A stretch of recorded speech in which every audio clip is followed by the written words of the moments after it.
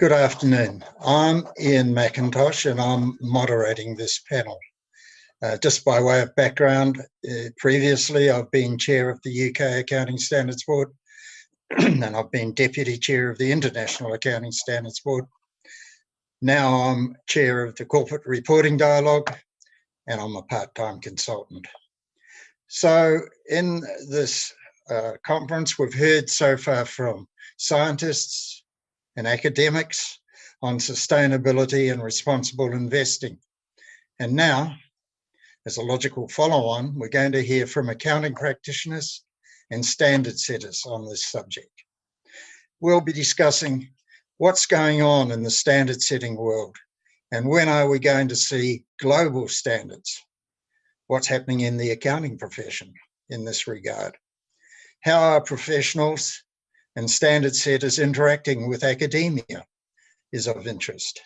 How can we coordinate and work together going forward will also be addressed. There are many exciting things happening and are going to be happening. So it's a great time to think about how we can advance things together. We have a terrific panel. You have their details in your papers, but I'll give a brief introduction. Just as a first up, Alexsandro Broedel Lopes, who's a trustee at the IFRS Foundation, is unable to attend live, but he's done a video clip and we'll begin the panel after his video clip has been shown. My name is Alexsandro Broedel. I am CFO of Itaú Unibanco in Brazil, which is the largest financial institution in Latin America. And I'm also a trustee of the IFRS Foundation and a board member of the Value Reporting Foundation. So I would like to talk about three main topics here. The first one being that the demand for sustainability information is really real. So it's not something that is being discussed only on academic circles or regulatory circles. It's something that investors are demanding more and more and more. So investors are really becoming more aware of the importance of sustainability, and sustainability on a broad sense. So sustainability relates to how a company can create value on the long term, on a sustainable way, and keep doing that, and involving all the stakeholders that these companies operate. So the first main talk, I'd like to leave it clear, being a CFO, so being someone who is talking to investors very frequently and almost on a daily basis, is that the demand is real. So demand is here. The concern about the environment, concern about governance, concern about diversity is something absolutely present. So make no mistake that this topic is not important. This topic is not important from a practical point of view. Having said that, I would stress two important elements of the financial reporting information about sustainability. The first of all is that information needs to be comparable. Well, we live in a moment now that we have many sources of standards, many sources of guidelines, and that diversity in terms of standard setting doesn't make the life of the user of accounting information, doesn't make the life of the preparer of accounting information easier. So that's absolutely important. So to make that information more comparable, and that I would importance of the initiative in terms of getting a more homogeneous set of accounting information. Together with the standards, we also need some form of assurance of that information, because for information to be to be comparable, that is absolutely necessary to have some level of assurance for that information. And so that creates another challenge. One challenge in terms of harmonization, another challenge in terms of assurance. And the third point that I'd like to mention here is for accounting educators specifically, is that our current curriculum, our accounting background doesn't prepare us well for this new information environment. So it's absolutely necessary, is essential to equip accounting students, to equip the future professionals with a better understanding of the use of that information, how that relates to companies' business models, and also how to produce that information. It's a huge challenge in terms of information systems, in terms of how to get that information, how to establish internal control systems to guarantee that information is reliable. So there is an important evolution that needs to be done in terms of changing curriculums and improving the education of future professionals. So, summarizing, I would say that these are the main challenges that I see at the moment. There's a huge demand for that, and the information needs to be. We need to guarantee the information is comparable, is appropriate, or otherwise it's going to be useless for investors. And you need to train the future generations of professionals to perform those tasks. So thank you very much for the invitation. It's been a pleasure. I hope you guys enjoy the event. The speakers that we have here live are Michael Zimonyi, who's the head of policy and external affairs at the Climate Disclosure Standards Board. We have Veronica Poole, who's global IFRS and corporate reporting leader at Deloitte. We have Helen Slinger, who's executive director of the Prince's Accounting for Sustainability Project, A4S. And we have Doug Johnston, Climate Change and Sustainability Services Partner, EY UK Financial Accounting Advisory Services. So a wonderful panel. And without further ado, Michael, we'll ask you to lead off. What I wanted to kick off with is to set the scene a little bit around the policy and the public support behind sustainability reporting and also global sustainability reporting in particular. CDSB has been around for about 15 years now. And at the beginning, we were being laughed out of the room when we went to regulators and other policymakers to talk about sustainability reporting. And now the team is barely sleeping because of the demand and the requests that we're getting from governments and other stakeholders for our work and our insights. So it has been a very, very exciting time recently. Back when CDSB was set up in 2007 at Davos at the World Economic Forum, we were set up because climate change reporting was not considered in the annual reports of companies in connection with the financial statements and really the enterprise value of the business. And so we were set up to bring together financial accounting and climate change accounting standards so that they can better talk to each other. Now we are seeing a lot more demand on social information as well beyond climate, but also water and biodiversity information, and even the links of climate change to financial accounting. And I'm sure we'll mention this later on, but the great support behind international standardization under the IFRS Foundation is keeping us busy and very important to our stakeholders and our audience, and we're very excited about this. So the world is very different today as compared to what it was about 15 years ago. And I wanted to highlight three key trends that have built this momentum over the last 18 months in particular, and getting to this significant turning point where we are now. And we have this groundswell globally of progress, not just towards a comprehensive reporting system, but also a general ramping up of this agenda and elevating its importance. So first, as I mentioned, is a groundswell in the demand from all stakeholders for better ESG information. It's commonplace that companies are receiving messages and letters from BlackRock and Vanguard and the like, asking them for this information, asking this information to be integrated into their annual report, and asking for high quality, consistent and comparable information. there is more demand, not just on climate, but to cover social, biodiversity, water, et cetera, information across the spectrum of sustainability. And we are getting a lot of questions from companies about how to do this and what does it look like, and where can I see examples of good practice that I can look at and learn from. Second, as I mentioned, policymakers and regulators are asking. Well, I'm sure touch on Europe and the immense progress that has been made there. But just a few months ago, we wouldn't have even considered that the SEC in the United States has just consulted on climate risk disclosure and looking at how they're integrating this into their rulemaking as well. The UK will be the first G20 country to implement a mandatory TCFD reporting, climate risk reporting.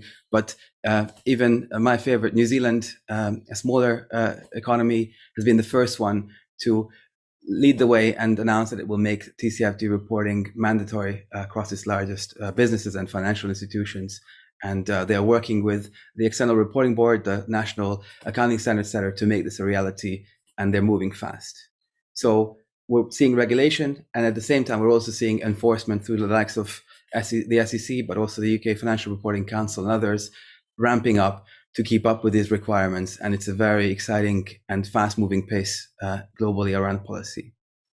Last but not least, and we'll definitely touch on this, leading standard setters like CDSB, but also the Value Reporting Foundation, which consists of the merged bodies of SASB and the IIRC, as well as the World Economic Forum's International Business Council's metrics, the TCFD, are working together to support the International Financial Reporting Standards Foundation, the global accounting standard setter, to advance and potentially set up an international sustainability standards board in the public interest to set up a high quality, understandable, globally enforceable and globally accepted sustainability standards to help investors and others understand how climate change and other sustainability matters relate to enterprise value. And this was the beginnings of forming a global baseline. So there's a lot happening, and there's a lot and this is all based on calls from the market. This is not just us doing it because we like reporting. This is because we are being bombarded by these requests to go further and to go faster. And this is really exciting. And Ian, I would be remiss to not mention your part in this as chair of the Corporate Reporting Dialogue, really setting the foundations to a lot of this work. So thank you for that as well. We're getting support from the G7, IOSCO, the G20, the Financial Stability Board, et cetera, et cetera, et cetera. Japan also announced their support just recently. And we're really, really excited to be working with our fellow standard setters under this Technical Readiness Working Group of the IFRS Foundation to support setting up this potential Sustainability Standards Board to be announced at COP in November. This is the reason why CDSB was set up. We were set up because there was no International Accounting Standards Board work to harmonize and set up this global climate change and sustainability reporting standards. And now we're seeing this happen, and we couldn't be more excited.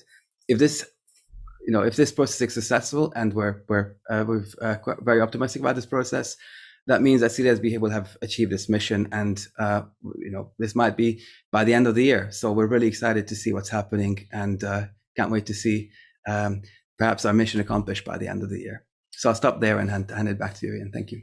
Thank you, Michael. It's exciting times indeed. Veronica, you're right across all these developments and a very important part of them. Perhaps you might like to enlarge on some of the things that are going on and give us your point of view. Ian, and thank you for the opportunity to speak today.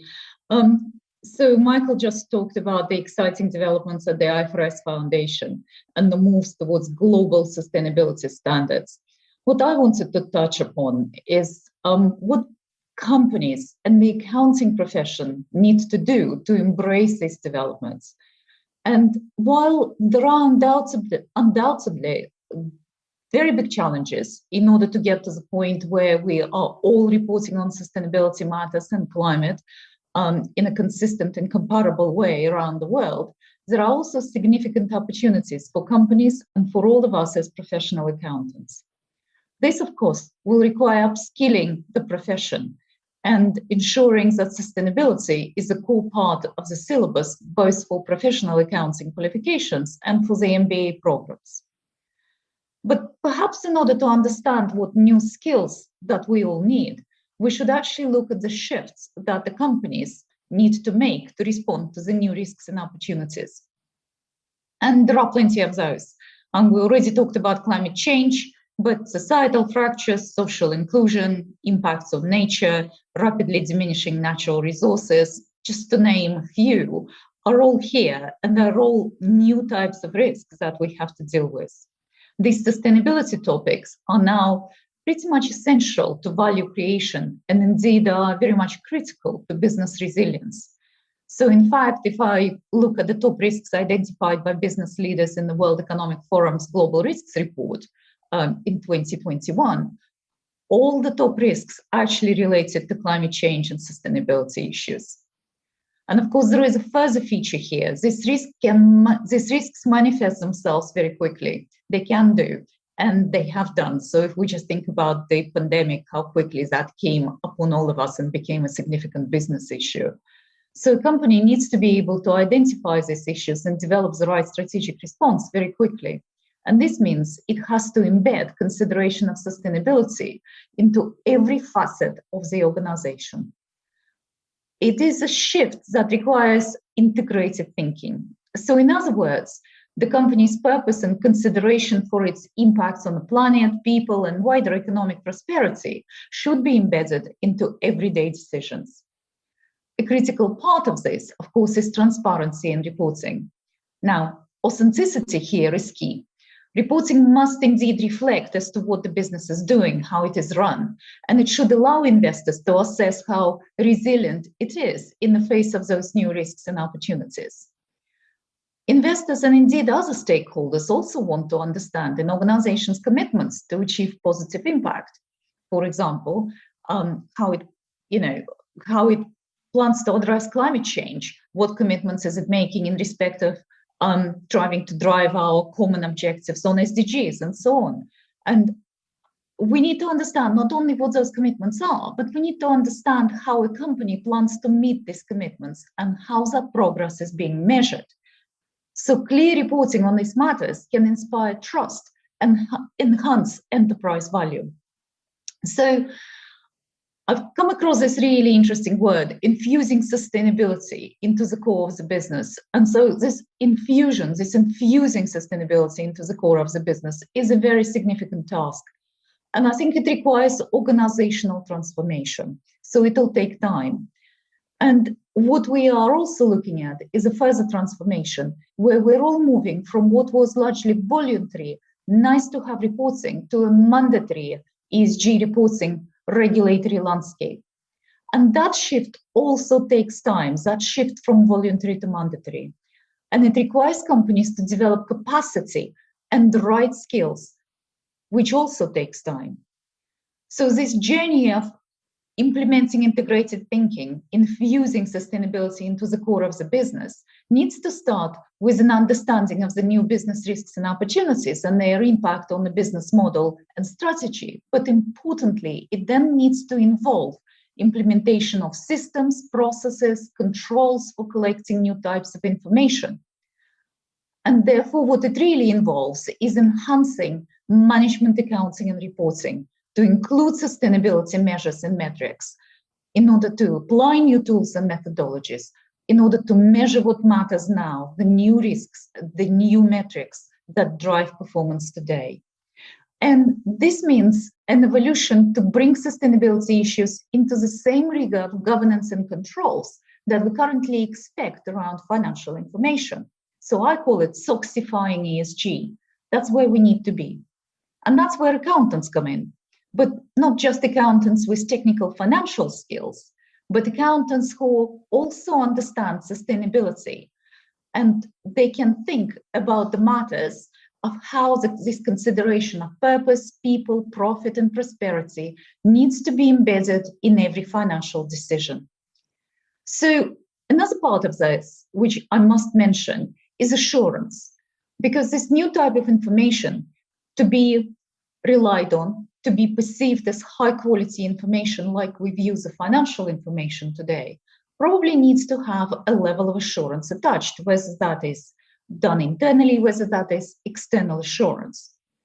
And the assurance requirements are indeed likely to follow with the regulatory changes. So, for example, in Europe, the CSRD is indeed pushing for mandatory limited scope assurance on all the reported sustainability information. And globally, IOSCO, through its Sustainable Finance Task Force, has also indicated that assurance is a huge part of what they are trying to achieve in order to facilitate that flow of consistent and reliable information into the markets. So these are not small challenges by any means, because the picture on assurance today is quite challenging. Only about half of the companies today actually seek any type of assurance, and those who do often obtain it from non-accountants. Non-accountants often do not have those comparable qualifications or experience, or the professional ethical guidelines and obligations to act in the public interest as us accountants. And so the change here is an interesting one. It's a huge opportunity, golden opportunity really for the accounting profession. But in order to seize it, we need to address an education gap. And that education gap exists both with the professionals today who operate in industry and professional practices like Deloitte. And it also exists, of course, in that early education, so that early education for a professional qualification or through a business school, we absolutely need to make sure that we are addressing sustainability. So at Deloitte, we have recognized that challenge. We are working with non-executive directors throughout Deloitte Academy. We have developed the business-focused impact of climate videos for the broader world. We're working with Chapter Zero, etc. But that's not enough. The challenge is for the audience today, the academic audience today, to bring this into mainstream academia, to bring it into the business schools, to bring it into the professional qualifications. So to conclude, the world is changing, business needs to change, and that presents an incredible opportunity for us all, accountants. But this means we need to address the education gap, and we need to do so rapidly. So I'll stop here for now, Ian. Thank you, Veronica. That was terrific. So we move next to Helen Slinger from A4S. Helen, you might give us an overview of what's going on in your organisation. And I also understand that you've done research in this area and you've worked with educational institutions and business schools in thinking about this. Yeah, you're absolutely right, Ian. So I'm from the Printers Accounting for Sustainability project, or A4S as we're more commonly known. So I'm not a standard setter, and I don't represent a firm of accounting practitioners. So maybe the perspective I bring to this panel is a little bit different. But I do want to extend just on what Veronica was saying about the role of academia, and talk to you really about what that role could look like. So in terms of us as an organisation, we were set up by His Royal Highness the Prince of Wales back in 2004. And our vision is for sustainable business to be business as usual. And for this to be achieved, we believe that the accountants and finance professionals have a vital role to play.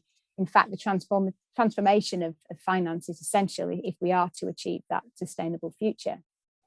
And I guess to extend on what Veronica's been saying, accounting and finance professionals have a central place in the economy of our changing world, and our financial skills, such as reasoning, analysis, and logic, and a robust understanding of systems, processes, and controls, are vitally important for preserving and creating that value.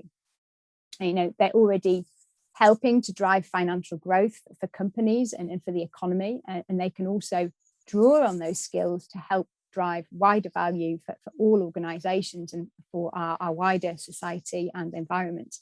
So for us, accounting for sustainability means integrating social and environmental considerations into accounting and financial decision making, and doing that across all organisations and markets, and ensuring that finance and accounting professionals are equipped with the skills and knowledge to make such a change. So this changing the face of finance is only possible, though, through the commitment and the shared enterprise of multiple actors across the system, actors that we work with at A4S, so investors, regulators, business schools, companies, and finance practitioners.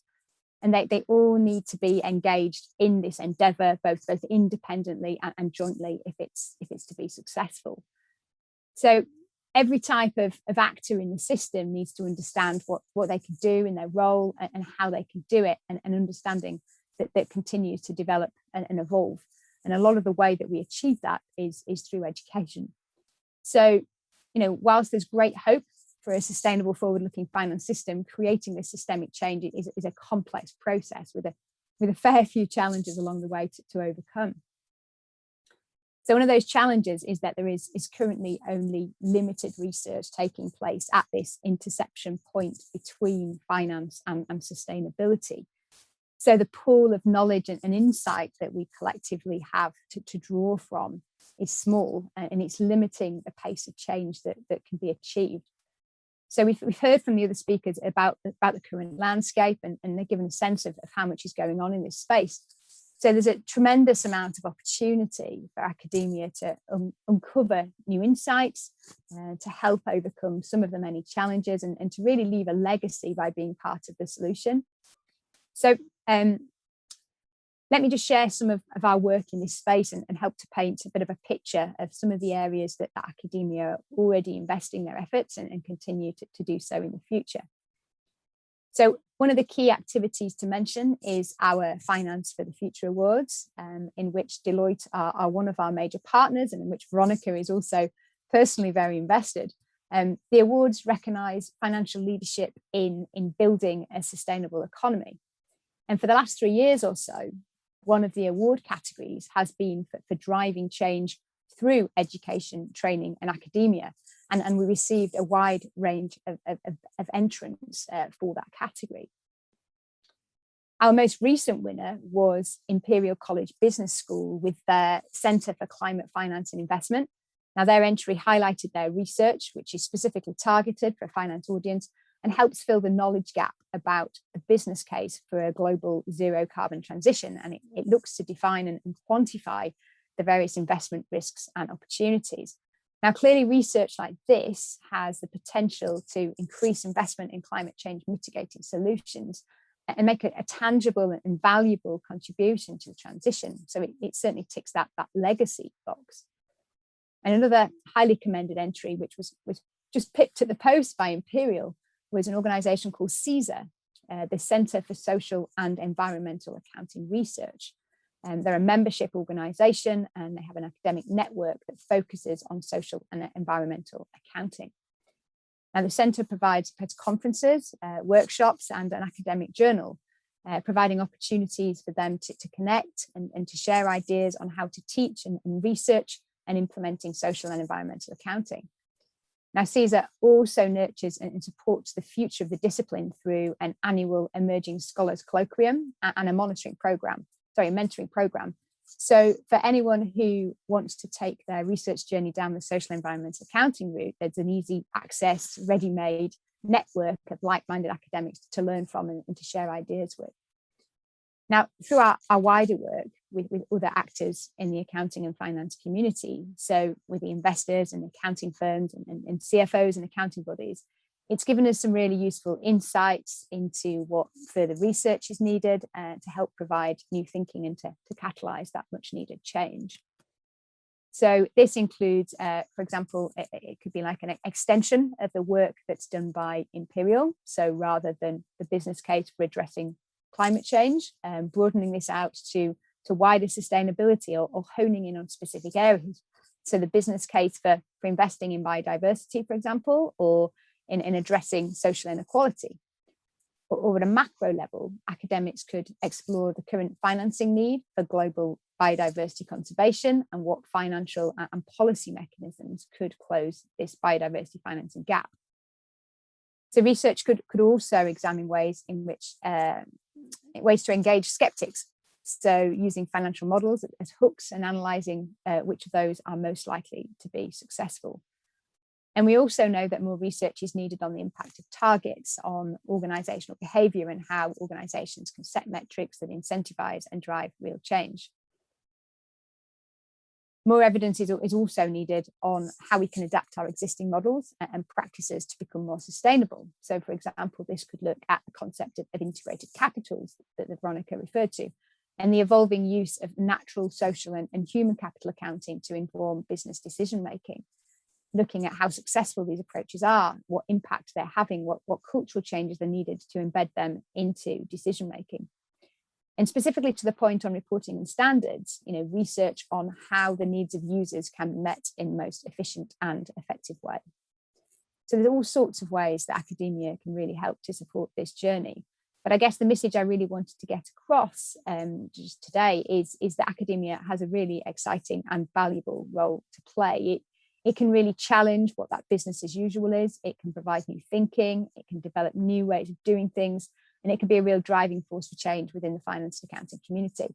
And in turn, help transition us to a much more sustainable economy and allowing our children and I guess all the future generations to not only survive, but also to thrive. So I guess those are some of the key points that I thought would be useful to share now. Thank you, Helen. I'm sure we all want to survive and thrive. I can get that message in, and it's a real challenge, as you're stating it, to academia and to academics in general, and hopefully in the survive and thrive area we get some younger academics working on this too, so that the work can be carried on for a good deal of time. Now, our last introductory comment is from Doug Johnston. Doug, you've listened to all these. You might like to sum up a bit and give us an idea what's going on in your organisation. Thank you. And it's a great privilege to go last because I can respond to what others have shared. And it's a great privilege to be with you all. So thank you.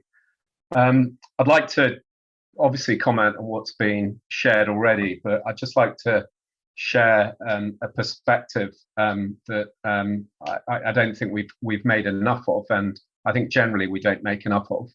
So, I mean, I've been in the sustainability world for almost 30 years now, and I've seen a massive change in terms of the coverage of sustainability at governance levels within organizations, the topics that are being disclosed externally, and the real focus of action sort of internally. I think sort of historically, when I started working in the early 90s, it was very much around ESG is about risk management and communicating how those risks are being managed to key stakeholders of the organization.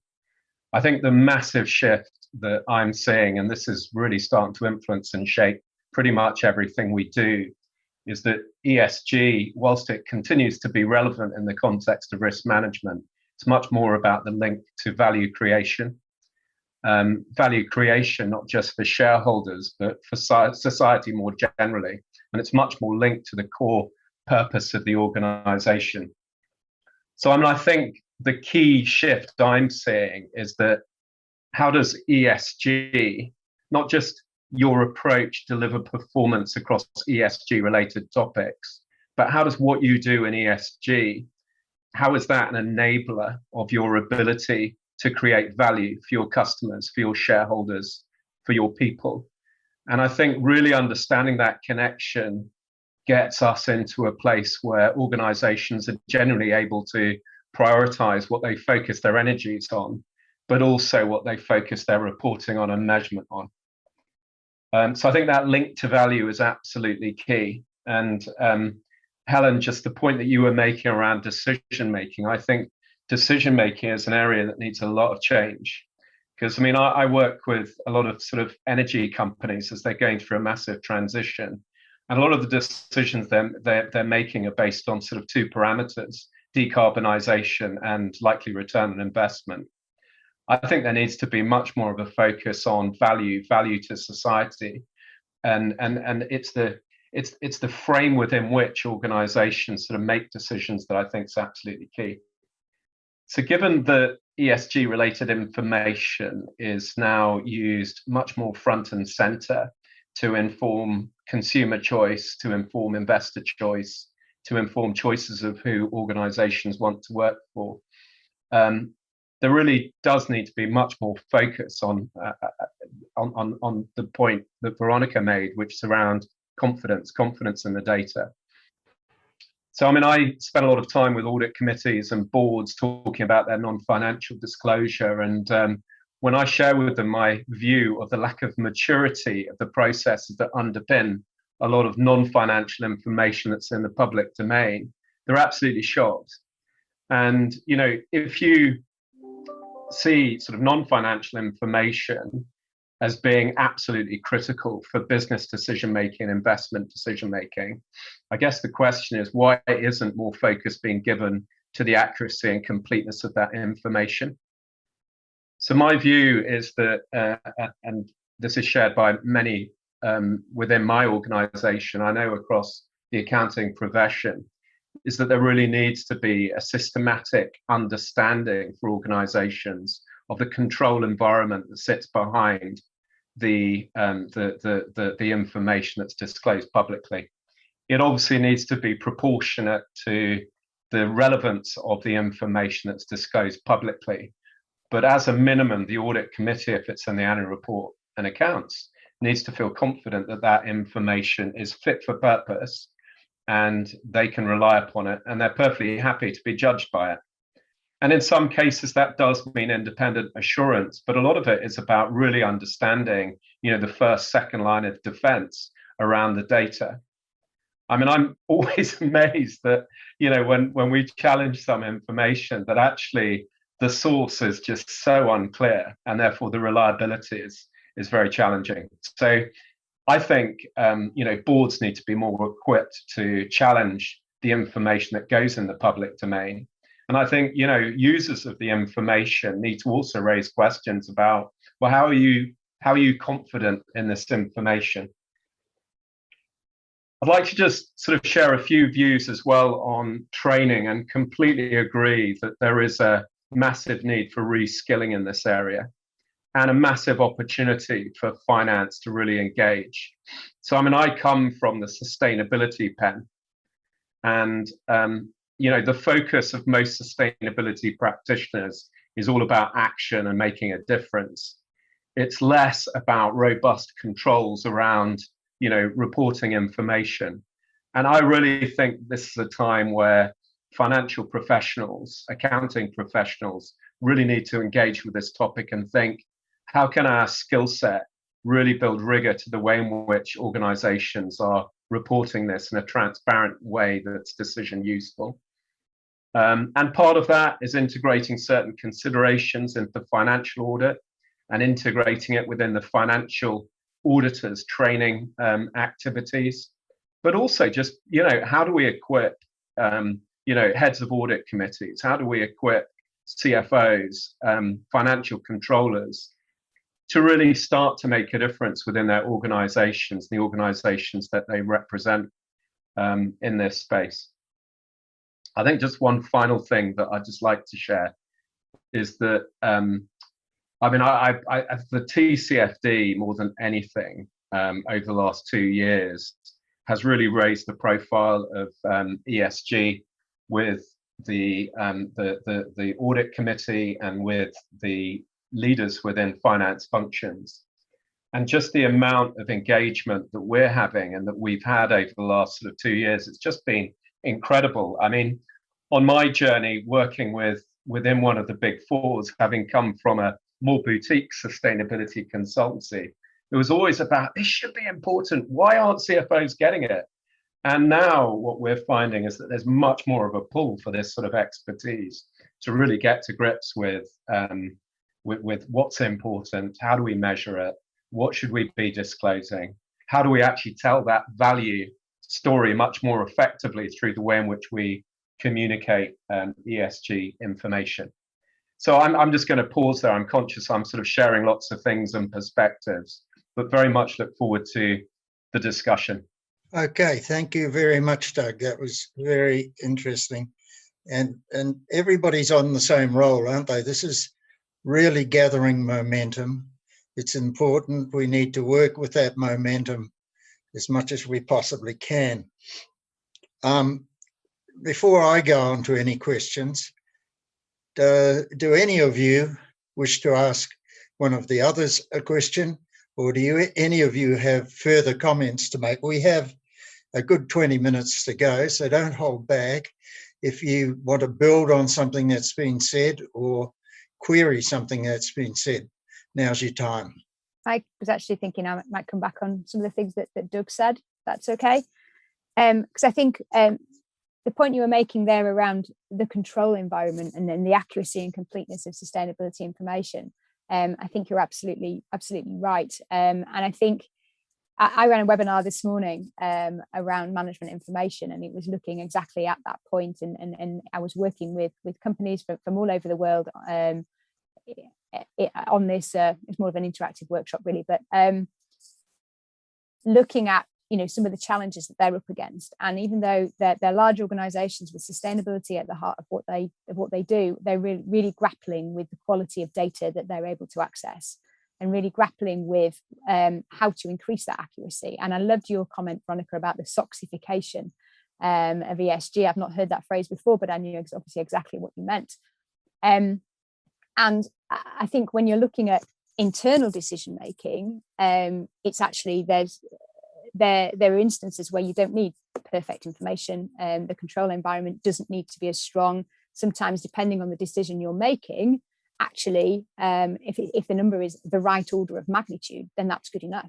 But as soon as you start putting that information out externally, and of course, a lot of that information, there's a big overlap in the middle of the Venn diagram with information that's used internally and what goes externally. That precision and that robust control environment becomes so much more important. And I think I agree with everything that's gone before in that really is a very important role for accountants to play. Ian, if I may, could I add another comment perhaps? Yeah, sure. Go ahead, Veronica. So one other thing that I think we haven't really dwelled on today is the speed of change, which I think is extremely important here. Because that education gap we talked about, the transformational change at organizations that needs to happen very quickly.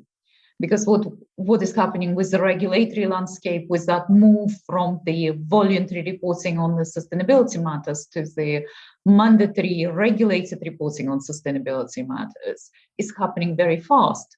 And Alexsandro talked about the IFRS foundation and the moves there. So if the climate standard is indeed with us, this is the global climate standard, is indeed with us next year, so summer potentially 2022, and the reporting with that is coming in a regulatory form across many jurisdictions, concurrently with the developments that we're seeing in Europe with the CSRD, with the disclosure obligations in the US, etc.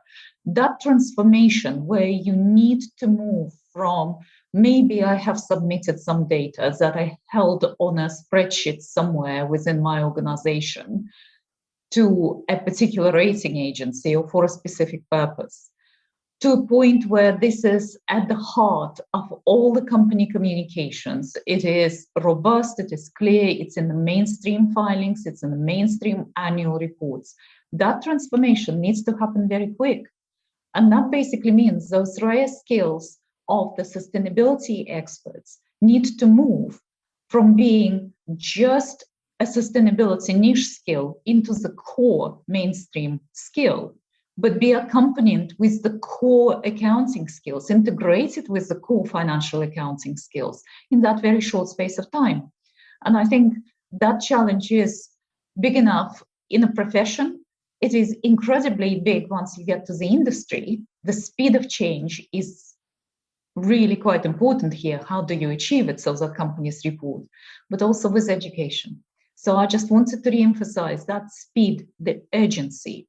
Research, great, but we need to upskill people, and we need to upskill people very quickly. That was a point that Helen was making earlier, in that, the academics need to get across this, and they need to be thinking about how they educate the people as they're coming through, but not next year or the year after, but later on this year and getting going straight away.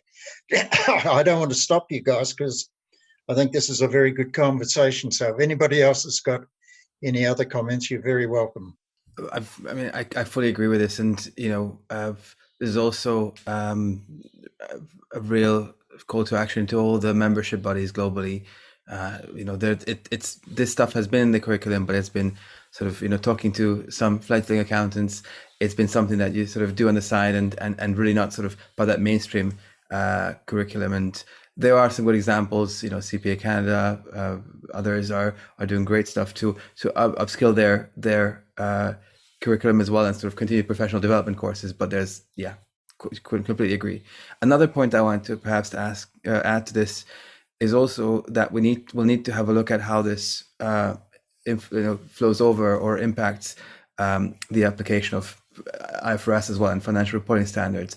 How does the risk of climate change, etc., affect recognition, other elements, and also how they sort of perhaps are reflected in the notes to the financial statements, etc., etc. This is another area that's sort of very much in its nascence.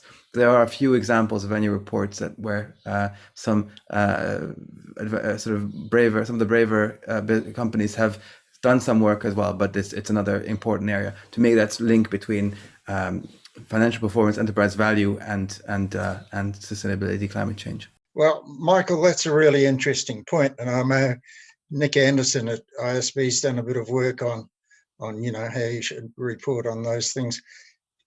But another point I'd like to ask you about, if we do get the IFRS up and running, or beginning at the end of this year, as we hope it will, how much do you think it should interact with the IASB, the two boards under the one foundation, if that happens? And how should that interaction happen? That's a very, very important point, and thank you for asking that question. There is a clear link, and I believe that there is interest as this process develops to explore those links further, and we at CDSB would very much like this to be explored further. An obvious connection is, of course, management commentary, integrated reporting, management commentary. So the work that CDSB has done as well links very nicely to that area. I would, envisage, and hope for some sort of joint projects working on these matters. But I think it's also important to recognize that Nick Anderson's work, our work, others, the work of the Australian Accounting Standards Board shows that IFRS, as they are now, already relate in and should sort of include the consideration of climate change. And that sort of thinking, the foundational interpretation and understanding of these standards needs to evolve as well. We need to sort of understand the status quo, the reality of these issues better as accountants, and move forward on that one as well. But to answer your question very directly, I'm really hopeful that there will be some great work being done to make those links and the bridges between both the ISSB and the ISB's work. Any other comments on that topic? If I may, and I think it's really important to reflect that there are really quite essential common elements of the conceptual framework that pertain to the quality of the information, the attributes of information we expect, that are common both to the financial reporting piece, which is delivered by the IASB, and the sustainability reporting, which will be delivered by the ISSB.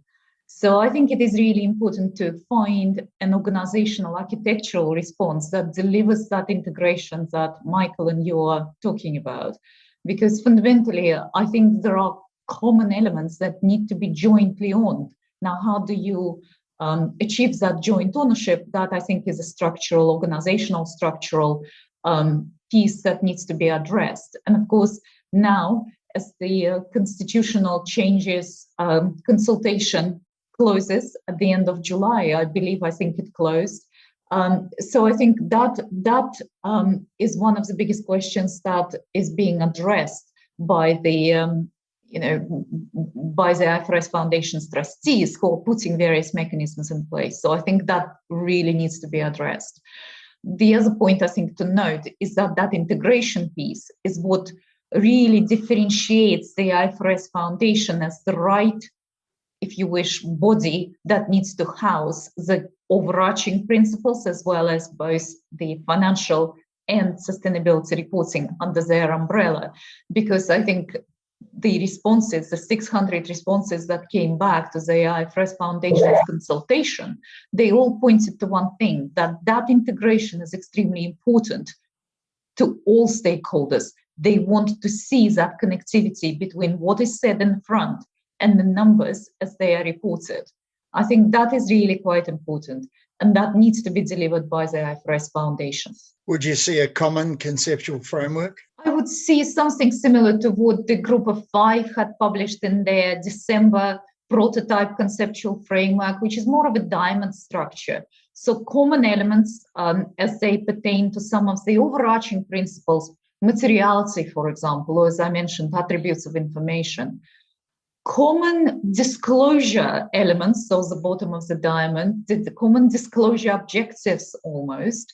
And then, of course, there will be the sides of the diamond, which will reflect the specificity. So in financial reporting, that would be the specific attributes of information when it, say, pertains to measurement or recognition. But in the sustainability field, that would be the adaptations that are required to some of the concepts and also some of the core fundamentals. So similar to what TCFD has got around its 4 pillars, how do you reflect those 4 pillars?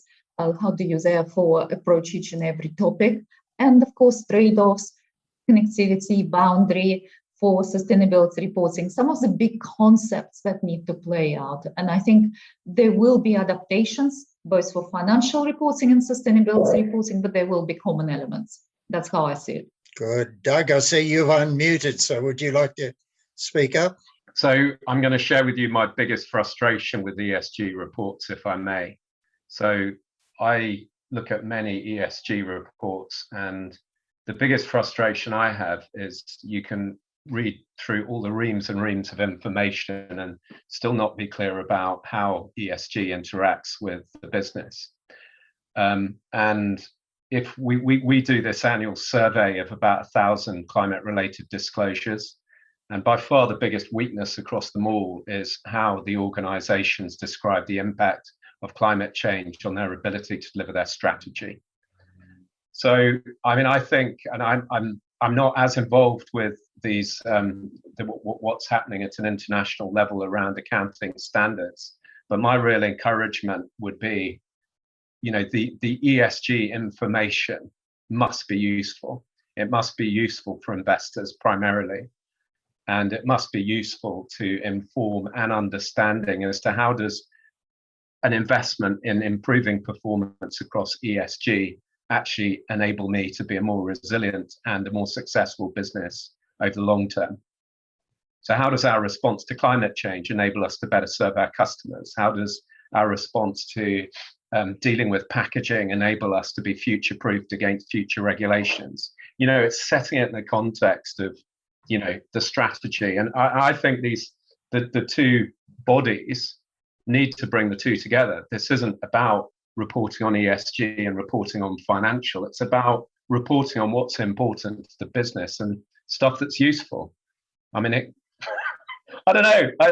I agree. Maybe Veronica, you would know how it would work, but it's an organizational challenge that they're definitely going to need to address. Helen, you've unmuted.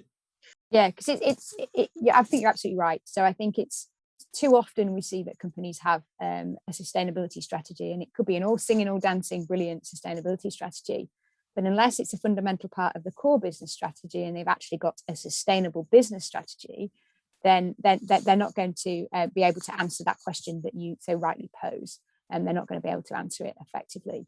And I think what this comes down to with sort of the integrated thinking that you mentioned earlier, Veronica, is that's absolutely what this represents. It's actually about how do those different sustainability elements, whether you view them through the eyes of the 6 capitals or you view them another way, it's how do you bring those together to the benefit of your organization and the benefit of the environment, society and environment in which you operate.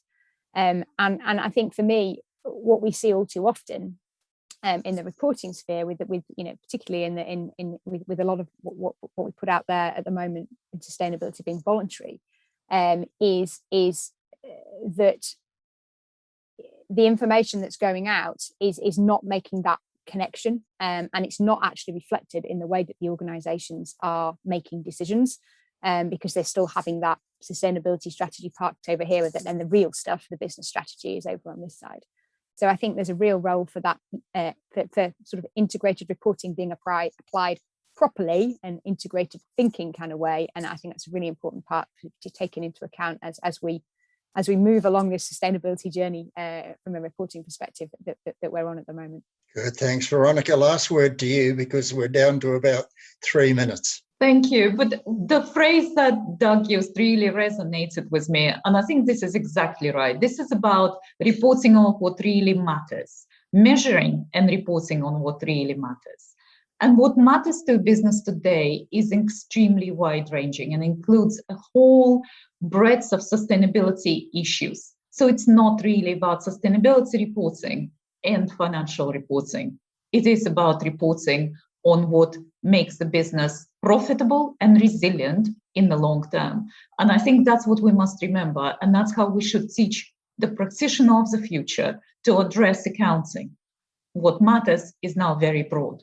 That's the real point. Yep, we've got to thrive and survive. Well, thank you, all of you. You've been a terrific panel. I'll be happy to moderate you anytime. And I hope that all our viewers have enjoyed it as much as I have. Thanks very much.